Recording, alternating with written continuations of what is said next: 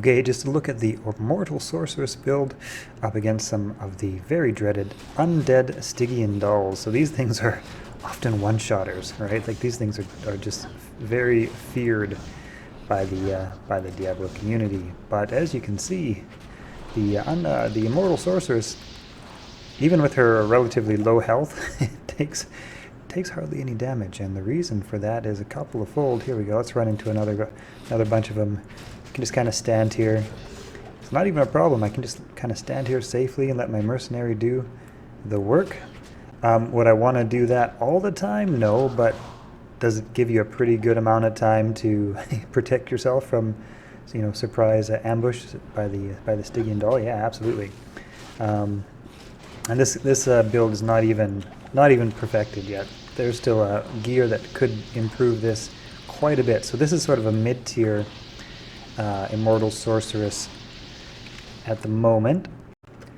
So what I've got here at the moment, and there's a few variations for this, but this is the one I'm kind of liking at the moment. The Wizard Spike, really nice because number one, faster cast rate. Number two, maximum mana increase. That's great. Plus 180 mana, also really nice.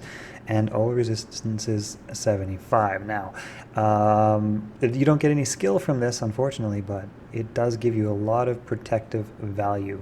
Number two, well, let's jump into the skills here first, and then we'll explain about the gear a little bit more. At the moment, what I've got is 20 into Telekinesis. That's basically maximum Telekinesis. What this does is it reduces the amount of damage your mana takes when your energy shield absorbs damage. Right now I have 10 points into my energy shield. Or is it 11? 10 or 11 into my energy shield. I might put a little bit more, but I'm kind of experimenting with some things right now. But this, even at 72%, is pretty good. The other thing too is you can, throw on some of your skill items and just use that to cast your energy shield, and then you can switch back to your sort of defensive configuration and just get that up a few more percent. But even still, at 72% absorb is quite a lot. I'll probably eventually channel that up a little bit higher.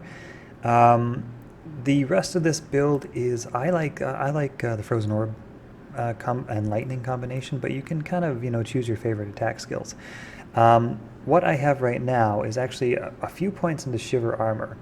You could probably get away with just having 1 point into Shiver Armor, and then of course you can just increase your defense with your skill equipment. What I've also got here is an Act 2 mercenary, a defensive mercenary, and what he does is he casts a defensive aura, and so all in all, with my Shiver Armor, and with his defensive aura, and with the armor that I'm wearing, which is currently the Gladiator's Bane, you can see my defense is actually really, really high for a sorceress. Only a 28% chance to get hit by the Stranglers. I think the undead Stygian dolls were like 25% chance or something like that. So what makes this build work is, of course, the energy shield, which just absorbs damage straight off the top. So any damage that comes in is taken off by energy shield to the tune of, in this case, 76%. So I only actually take 24% of the damage coming into my health bar. And what we do in this case is we mitigate the damage coming in, which has been reduced by a lot already. So say 100 damage comes in, I only take 20 damage, and now that damage is reduced by some of the gear that I'm wearing. So in this case, the Gladiator's Bane reduces damage by 20, or it's roughly 20. You can have rolls that are a little bit less, and it reduces magic damage by 20 as well. A flat 20, not 20%, just like a flat 20 damage reduced. I've also stuck a soul rune in here to increase the damage reduction by another 7%, and I've stuck a soul rune into my Harlequin crest Shagko to also reduce damage by another 7. So all in all, I have a total damage reduction of 35. So say that 100 damage came in, 76 was reduced, leaving only 24 damage left. Well, with my damage reduction, that's reduced to 0. So at the moment, there's a couple of configurations that I kind of toggle around between. The other item I like here is the Gurk's Sanctuary, because this actually reduces damage also by 23 and reduces magic damage by 18. I've also stuck another soul rune in here, so actually, you know what, it doesn't actually reduce damage by 23. That's including the soul rune that I've stuck in there as well. So now all in all, I've got somewhere between 50 and 60 some damage reduction, plus magic damage reduction also to a similar tune. This character, even without resistances, is very, very survivable. So the other part of this equation is getting your mana up really quite high. The higher your mana is, the faster it will regenerate. The faster it regenerates, the easier it is to keep that mana full. There's another important part to this equation, but just to touch upon a couple of things. Number one, I've put 1 point into warmth. That's just, you know, you get so much out of that 1 point into warmth that it's, you know, why not? It helps to regenerate mana, and your mana is your life. The other part to this build is the energy component. So, the lightning skill. You can either choose Chain Lightning or you can choose Charged Bolt. The main attack is Lightning right here, but both of these synergize with each other really well. I dropped 1 point into Lightning Mastery, and all in all, this gives me a fairly decent lightning damage. I don't have at the moment, what is it called? The Lightning Diadem, what the hell is it called? I forget. So, you know, lightning damage can be improved even a lot more, but like I said, this is kind of a mid-upper tier build, right? Like, this equipment is not that hard to come by. You know, play to level 90, you'll probably find most of this stuff a couple times even. The Shaco might be a little bit less common, but anyway, last but not least, and very important, is your Act 2 Mercenary uses Insight. That is, what is it, Raltir Tal Soul. Very easy rune word to make, and what that gives you is a meditation aura. That meditation aura increases your mana regeneration rate by just so much. So we're going to go and run around a little bit more, and I'll show you again just how fast that mana regenerates, right? So here's the Stygian dolls, you know, doing their Stygian doll thing. We'll run into the Durance of Hate and do a couple other dangerous spots here, just so you can see just how powerful the Immortal Sorceress is. Right now, she's taking, you know, a decent amount of fire damage. These fireballs actually hurt quite a lot if you're not well protected, but as you can see, her mana is taking a little bit of damage, but it's regenerating super quick. The undead dolls, they're just so dangerous, but they're not even much of a concern, to be honest. With some additional charms, my health could stack up quite a lot more.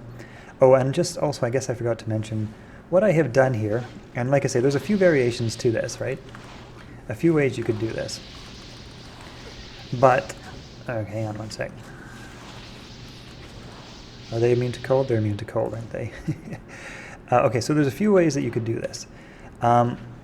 You may or may not want to go all the way up to a Monarch Shield. You would only necessarily need 133 strength minus whatever you have in charms, etc., to be able to equip your shield.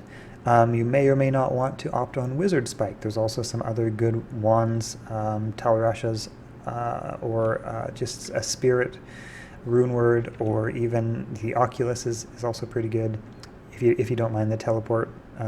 There's a few options you can get. You don't even have to put dexterity up, but if you do, yeah, you really get a lot out of that Wizard Spike, which is what requires that 75 dexterity.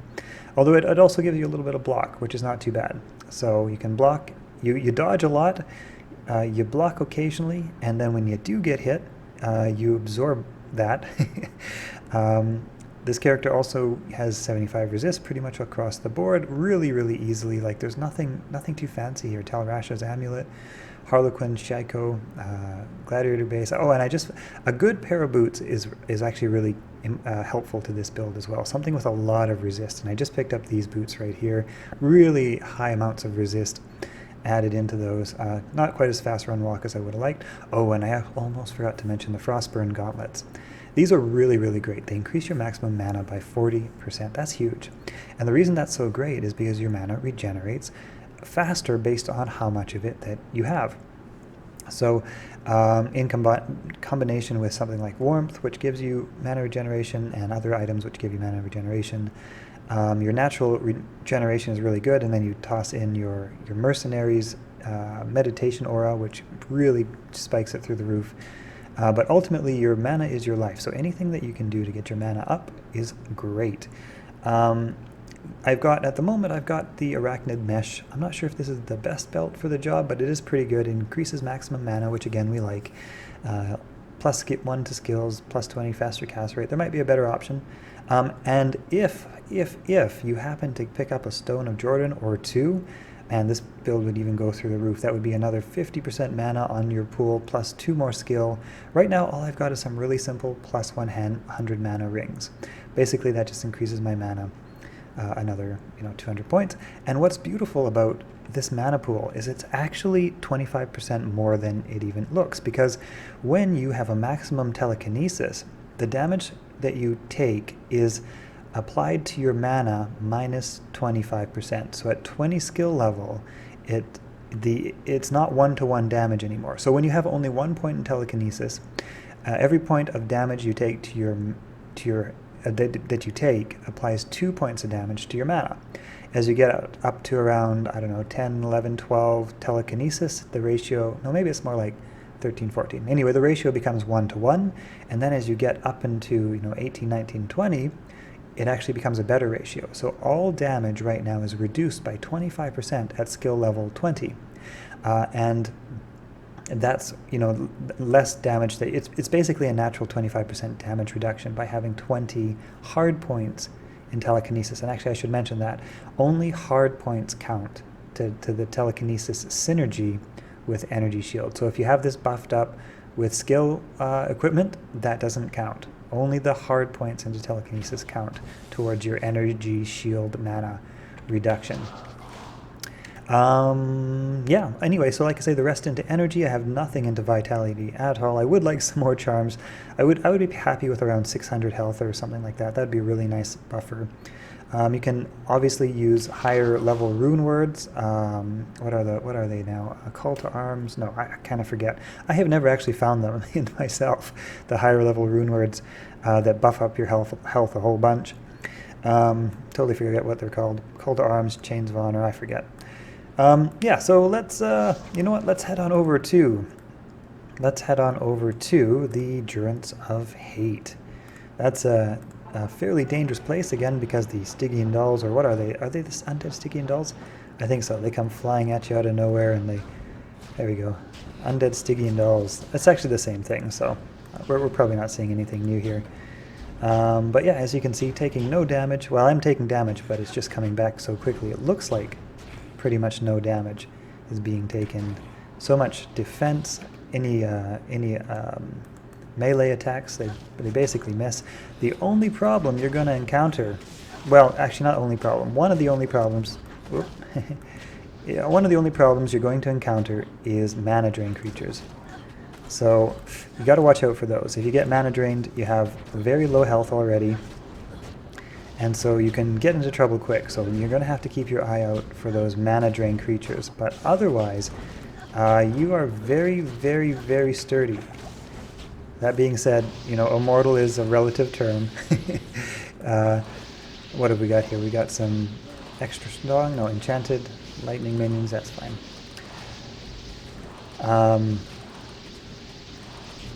Like I said, yeah, immortal is a relative term. You will still take damage, and if you take if you get really surrounded, you can, of course, it can build up and overwhelm eventually, but you are very, very durable. Let me take you into Pindle Skin here really quick, and we can take a quick look at that. I hope I didn't kill him already in this game. I can't remember. Oh yeah, I did. Okay, we'll be right back. The Pindle Skin, what are they called now? Defiled Undead Warrior, whatever those skelly boys are called. They hit hard. They will hit hard enough to get through your shield, but not that quickly. Right now I don't actually have my defensive aura up because the mercenary doesn't trigger it right away. It takes him a few hits for him to trigger it. But we'll see in a minute here.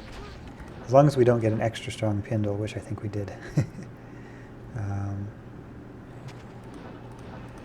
A little bit harder when your mercenary dies, and like I say, I've got a curse amplified damage on me at the moment, so this is not a totally fair test, but yeah, and amplified damage is of course another sort of dangerous thing. But as you can see, these guys hit really, really hard. They're some of the hardest hitters in the game. They can, one-shot mid-level characters coming up through hell. But the Immortal Sorceress stands up to them pretty darn well. Again, mortal being a relative word. Let's call it the super tanky sorceress, but not invincible. Yeah, like I say, you get a couple more Stone of Jordans, you get a little bit more gear. You could even, tune this up a decent amount more than what I have here. What I have here is fairly budget, mid-upper budget gear. But yeah, like I say, it's already really quite good. Let's see. Let's head on over into the. You know what? Let's check out some gloams, or what are they called? And not the gloams. The evil spirits. I can't remember. They are also a notorious boss here. Oh, not here. A notorious creature known for one-shotting players from off the screen without. There they are. The Black Souls, that's what they're called, the Black Souls. Now these are notorious for one-shotting, but as you can see, the Immortal Sorceress is taking hits and not actually getting into too much trouble here. I'm actually starting to wonder, and I didn't know this, but I'm starting to wonder if the Black Souls use a melee attack that just appears to have a range, because it seems to be missing her. But yeah, as you can see, I'm not even fighting back here for the most part. I'm just being kind of battered around. My mana is going down slowly. My health is a tiny bit going down. And like I say, you can do that for a little while. I can't do that forever, because... but the point is that even not fighting back, you can see just how tanky this character is. Like I say, these things are absolutely devastating, these Black Souls. But this Immortal Sorceress is entirely able to deal with issues such as that from some of the most deadly creatures in the game. So yeah, I hope you've enjoyed this Immortal Sorceress guide. Like I say, you can tune it up even more as you level up higher. I might actually opt on perhaps not putting more into Shiver armor. I think the armor would be high enough even without that, and I might actually opt on just cranking up energy shield even a little bit more. Maybe warmth. I'm kind of debating between what configuration I like best here, but you can kind of play around with it. It's not 100% set in stone, but the basic idea is there, and when you're done, you will have a super duper tanky and really fun to build character, also capable of dealing with pretty much any area. Let's actually, you know what? Here, let's hop right into the River of Flame. I'll show you how she does there. We'll hop into a couple of the high level endgame areas. I'll show you how she does there, because basically this character is designed to survive in hardcore mode, and also be able to deal with the areas that she encounters, like be able to clear them quickly enough. Maybe not as quickly as some super elite builds could clear them, but certainly quickly enough. So let's check out the River of Flame here.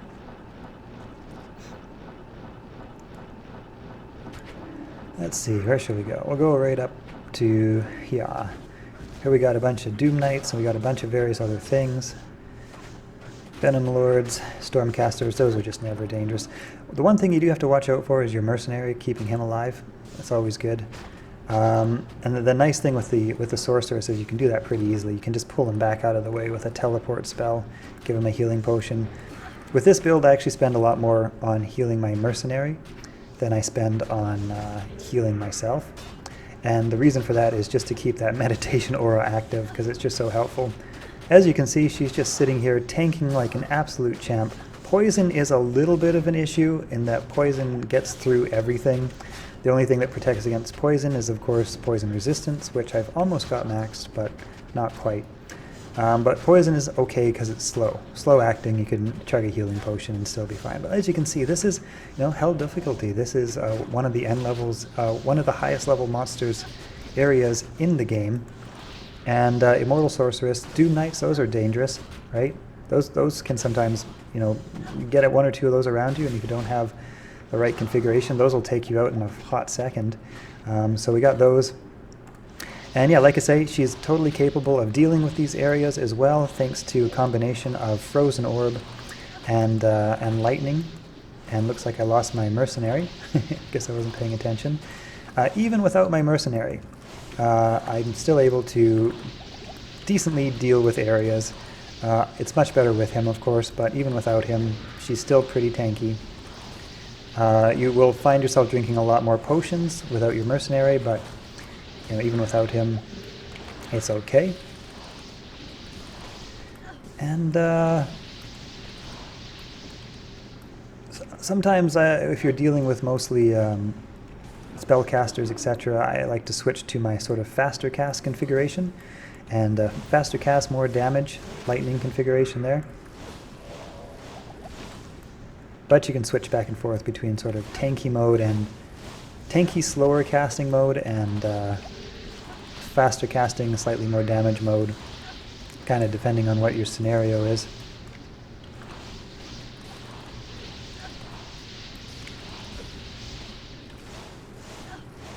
But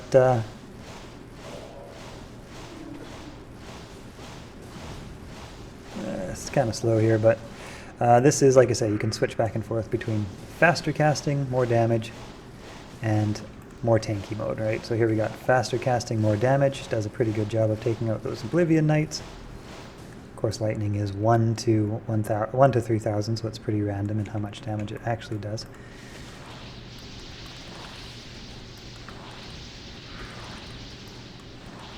But Frozen Orb does a good job as well. I've only got, like I say, 20 into Frozen Orb and 1 into cutting through cold resistance. People worry about the Oculus in hardcore. I use it a lot. I honestly, with the Immortal Sorceress build, it's not too bad. Just because, as you can, you know, as you have probably been able to. Oh, I ran out of town portals. Did I? I did. Oh my god. Okay, that's fine. Just because with the Immortal Sorceress, you're so tanky and you can take so many hits that teleport spell actually becomes sort of helpful sometimes. If you ever found yourself in a scenario where you might get locked up by monsters, kind of get stun locked, which is one of the ways you die in hardcore, right? You get stun locked and you can't get away and you can't teleport away, etc. You just put yourself in a bad situation. That Oculus will actually teleport you out of the way, and then you can, you know, find yourself into a non-stun lock location. It would be almost impossible to get stun locked with an Immortal Sorceress and with the Oculus. Yeah, let's hop right quickly over, for those of you still watching, we'll hop quickly over into what is it called now? The Hole? I think it's called The Hole. It's been a while. I'm a little rusty. I'm getting back into the game here, creating some content for Diablo 2 Resurrected, which is going to release a couple weeks. But one of the best farming areas in the game, and one of the only places where you can find high-level loot, is, of course, the pit. And so the pit's full of relatively dangerous things, but not so much for the Immortal Sorceress.